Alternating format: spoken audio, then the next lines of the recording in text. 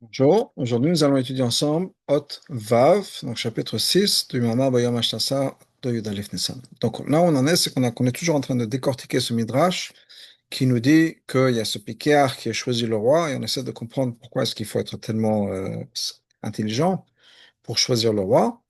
Et là où on en est, c'est que ce que la pique-route du Picard, c'est quoi? C'est qu'il choisit quelque chose qui est permanent, donc une relation avec Hachem. Donc, pas juste parce que c'est dans la permanence, mais parce qu'il préfère la relation avec Hachem. Parce que ça, c'est du vrai, ça, c'est la vie. Le reste, c'est quelque chose qui est temporaire, c'est quelque chose qui n'est pas vrai. Donc, ce qu'il veut, c'est avoir une relation, pas avec le monde de la clipa, pas le monde du superflu, pas le monde du superficiel, mais l'essence même de la Kedusha. Donc, la Bible dit dans Vav, il faut comprendre. Le Chora, apparemment, même d'après cette explication, que le choix du Picard, le choix de cette personne qui est rusée, qui choisit donc le roi, c'est pas parce qu'il a un bénéfice. Il a mitzad malat hamelech, mais c'est parce que c'est la mala du roi. Il va avoir une relation avec le roi, parce que ça, c'est une vraie relation. La reine, on va et donc il est prêt à laisser de côté tous les bénéfices qu'on pourrait avoir avec des hashpaot qui viennent d'autres personnes, pas du roi directement. Mais il n'en est pas moins qu'il y a une logique derrière son choix.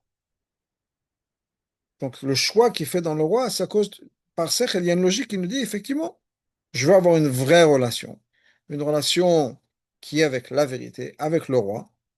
Le reste, c'est je m'en fous. Et donc, je suis prêt à tout mettre de côté, même à gagner moins, mais tant que j'ai cette relation avec le roi. Donc, étant donné que tous peuvent être remplacés, c'est-à-dire que rien n'est permanent, on est dans le monde de la clipa, dans le monde superficiel. Makar le mitralef, alors que le roi, c'est la vérité, il ne va pas être remplacé. Alors, il est vater, donc ça vaut la peine. Il y a du sens, c'est logique d'être mevater, d'être prêt à mettre de côté ribouillage pas balida sarim, tout ce qu'on aurait pu gagner par l'intermédiaire des sarim, de ces ministres, donc la Vodazara, ou l'ifro, et choisir le bénéfice peut-être limité, restreint, pardon, qui vient par le roi. Donc, il y a une logique dans tout ça. Mais le Midrash ne dit que quoi? Pourquoi est-ce que ce Pikach a fait ce choix-là? Ananas Malka, moi je choisis le roi. C'est basé sur un pasouk. Le pasouk qui nous dit que mon âme a dit ma portion à moi, c'est Hachem. Mashma, donc c'est Mashma. Le fait que le peuple juif choisit Hachem. Mitzah la neshama, ça vient de la neshama. Chez Chelek Havai, parce que la neshama, ça fait partie d'Hachem, c'est un morceau d'Hachem. Chez le mal à Masechet, donc c'est quelque chose qui va dépasser la logique. Donc c'est pas un choix qui est fait parce que on a pesé le pour et le contre, on arrive à la conclusion que ça valait pas plus la peine d'avoir une relation avec Hachem. Là, on est dans son bénéfice. Tant qu'on est dans le monde du Sechel et qu'on le fait parce que ça a une raison, c'est qu'on est dans le monde du Sechel. Et si je suis dans le monde du Sechel, ce qui est important, et ce que le Rabbi va dire dans les lignes à venir, c'est qu'en fait, je pense à mon bénéfice. Qu'est-ce qui a du sens pour moi? Alors que le Midrash nous dit clairement, c'est pas une question qu'il a pesé le pour et le contre. Parce que le pour et le contre, bien sûr, chacun peut trouver un avantage différent, un angle différent, pourquoi c'est mieux d'avoir telle ou telle relation, etc. Alors le Picard, il a décidé d'avoir une relation qui a plus de sens parce que le Melach, il n'est pas mitralef. Mais au bout du compte, il pense à lui. Alors que le Midrash se pose sur un pasuk, Chel Kavai. Je suis Chelek Hashem, je suis une partie d'Hachem. Je ne peux pas rejeter ce que je suis, c'est mon identité, c'est Hachem, c'est mon identité. Bon.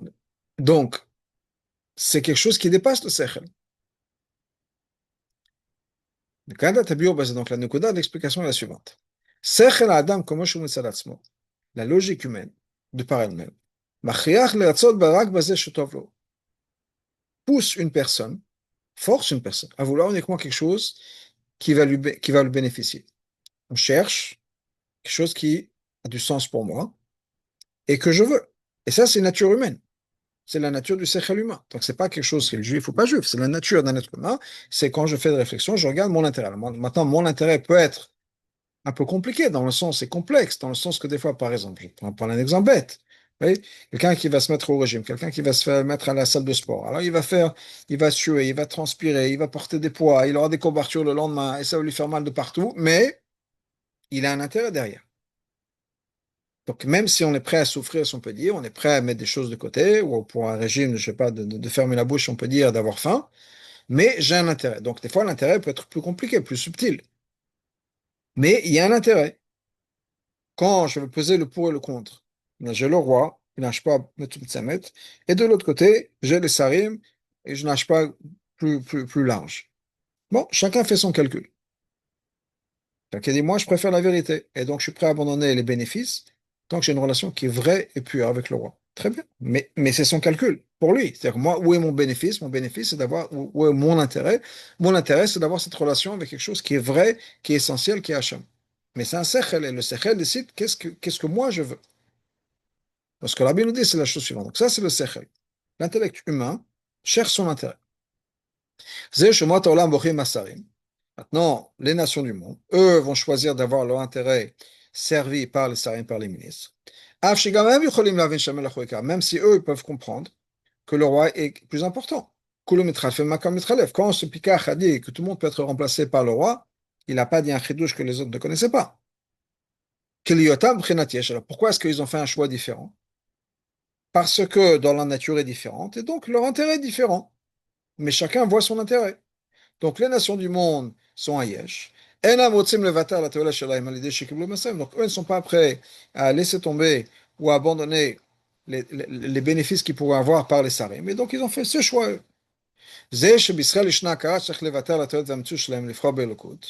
Maintenant, pourquoi est-ce qu'un juif, qui lui aussi peut comprendre ça, pourquoi est-ce qu'un juif veut vraiment mettre de côté tout ce qu'on pourrait gagner et choisir Hachem? C'est mitzad de neshama. Ça vient de la neshama. Chelki Havai, Chelek Havai. Neshama, c'est une partie d'Hachem. Chez Prirata Belokut, le choix du divin, ou Prira Atzmit Shelaman HaMasechet, c'est quelque chose qui fait partie de mon essence la plus profonde, qui dépasse le Sechet. D'après Ezo, il est mitzad Elokut. Parce que le choix qui a été fait, c'est pas parce que le coup, ça vaut mieux, le divin, c'est plus intéressant. J'ai plus de bénéfices, si on peut dire, dans le divin que dans l'autre monde. Chez Malka, le mitralef la mitzad Atzmut. Parce que, quand on dit que le roi, il n'est pas mitralef, on parle de Atzmut. Donc, c'est pas que j'ai un bénéfice, etc. Et ça va influencer ma manière de réfléchir. C'est-à-dire, chez Gama Sechel Makir, que même mon cerveau va reconnaître. Tekivan, chez Elokoto Emet, étant donné que le divin est vrai, chez Chai Vekayam Bikum Nitzri, c'est quelque chose qui est vivant, qui est éternel. Marc le roi ne pourra jamais être remplacé. Donc, je me mets de côté et je choisis le divin. Qu'est-ce que ça veut dire? Il y a dans la Rav 47, le Rabbi nous fait une référence à Tanya Perikutet. Il nous dit la chose suivante. Le fait que Neshama veut se rattacher à Hashem, qui est la source de vie, même si ça veut dire la disparition de la Neshama. C'est une nature qui dépasse la logique. Malgré le fait qu'effectivement, pourquoi est-ce que la Neshama veut se rattacher avec Hachem? Parce qu'Hachem, c'est la source de vie, c'est la vie de vie. C'est le niveau le plus élevé. Comme chez Hui des Aïn Vefes. Mais ça veut dire que quoi? Ça veut dire que lui, la personne ou la Neshama disparaît. Haratson, l'idabek b'shosho tevash manav sechel. Donc cette volonté de vouloir se rattacher à la source, c'est quelque chose qui dépasse le sechel. Qu'est-ce que ça veut dire? C'est-à-dire que, imaginons une goutte d'eau. Une goutte d'eau dans une pipette, dans un verre, elle a une existence. Un flacon de neige, quelle que soit l'image. Comment c'est, un glaçon, il a son existence, son identité. Prenez cette goutte d'eau, ce flacon de neige ou autre, mettez-le dans la mer. Ça disparaît. Je ne pourrai jamais retrouver cette même goutte d'eau. Parce que je reprendrai une autre goutte d'eau dans la même pipette, ce sera une autre goutte d'eau, avec des molécules qui vont se recomposer. Donc, cette goutte d'eau, pardon, qui va vouloir retourner dans la mer, retourner à sa source, va disparaître. Le moment où elle retourne à sa source, c'est le même moment où elle va disparaître. Ça veut dire que quoi? Qu'elle ne pourra jamais bénéficier de cette réunion, parce qu'elle va disparaître. Quand dans un couple, par exemple, mari et une femme veulent se marier, oui, un garçon et une fille veulent se marier, etc. Chacun reste la personne qu'il est. Alors, bien sûr, il y a un effacement, il y a une union qui va se faire, etc., etc. Mais au bout du compte, chacun, il va y trouver un intérêt. Mais là, on parle de quelque chose où il n'y aura aucun intérêt, puisque ça, automatiquement, accomplir mon but, ça veut dire disparaître, et donc je ne suis plus là pour pouvoir profiter du fait que j'ai accompli le but. C'est ma disparition totale, mon effacement total. Donc ça n'a aucun sens, logiquement, de vouloir être réuni avec le divin, réuni avec Hachem, puisque le moment où je suis vraiment réuni avec Hachem, je ne suis plus. Donc j'aurai plus cette expérience de réunion avec Hachem, d'union avec Hachem, de fusion avec Hachem. Il n'y aura plus de moi. Donc, logiquement, il y a aucune logique derrière. Il n'y a aucune logique qui va faire en sorte que, oui, je veux disparaître. C'est pas une logique humaine. Ce que Rabbi nous dit, c'est effectivement, c'est pas une logique humaine, c'est une logique divine. Et un juif, parce qu'il a un neshama, qui est peut-être père et bête, on a un avantage, qui est le nefesh elokit, qui est dans le divin. Le divin, c'est un thème qui est mentionné plusieurs fois dans la Chassidut, entre autres dans le Tanya, s'exprime par le bitul. Là où il y a bitul, il y a kedusha. C'est-à-dire que le divin, quand je pense en termes de divin, je pense en termes de disparaître. Il ne s'agit pas de moi. Il n'y a plus de moi.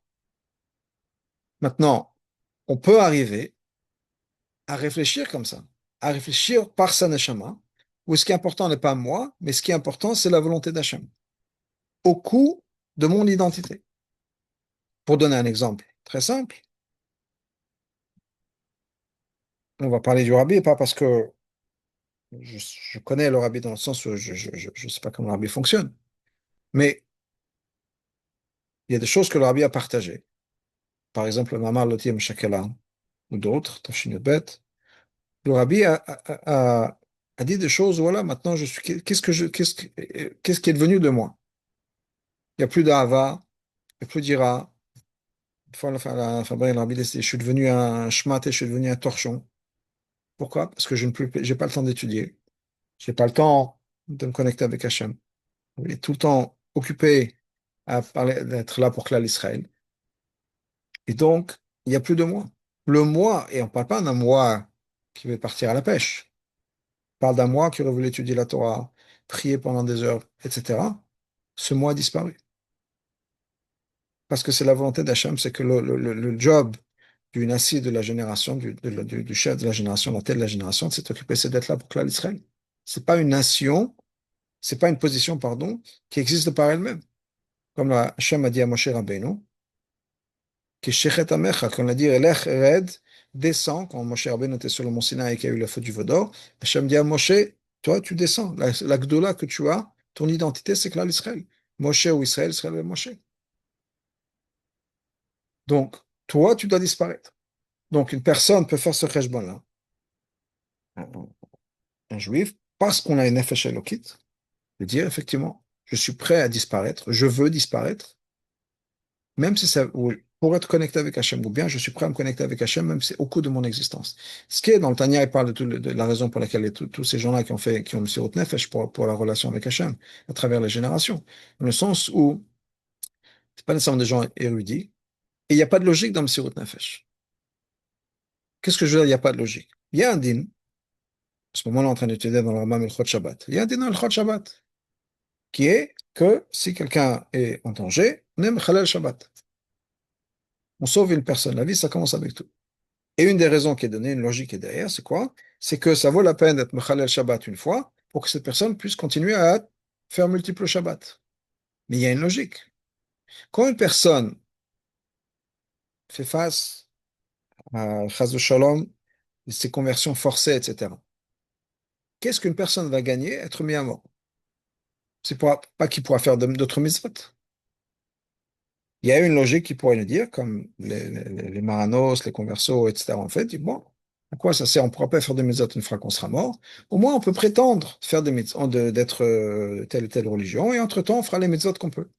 Logiquement, ça a un sens. Au moins, on pourra faire des mitzvot. Une fois que la personne est morte, il n'y a plus de mitzvot. Et malgré tout, il y a cette impossibilité, impossible pour la majeure partie des gens de se séparer d'Hachem. même si c'est pas logique, même si c'est pas logique dans le sens où on ne pourra plus faire de mitzvot. Donc, c'est pas qu'on va servir Hachem après. C'est pas que, il y a aucun sens. Quel est l'investissement dans ça? Malgré tout, à travers l'histoire, la quasi-majorité des gens disent, bah, je peux pas vivre séparé d'Hachem. Et donc, ma logique m'amène à dire, je dois avoir Messirut Nefesh, je me donne à Hachem complètement. Donc, ce que Rabbi dit ici, c'est que Chel qui availle, c'est quoi? C'est pas quelque chose qui est la logique. Ça va influencer ma logique, ça va influencer mon raisonnement. Et ça part pas d'un calcul intellectuel. Le calcul intellectuel, c'est le résultat de ma manière de voir les choses, le résultat de l'influence de mon neshama qui m'a dit, on est connecté avec Hachem à tout prix.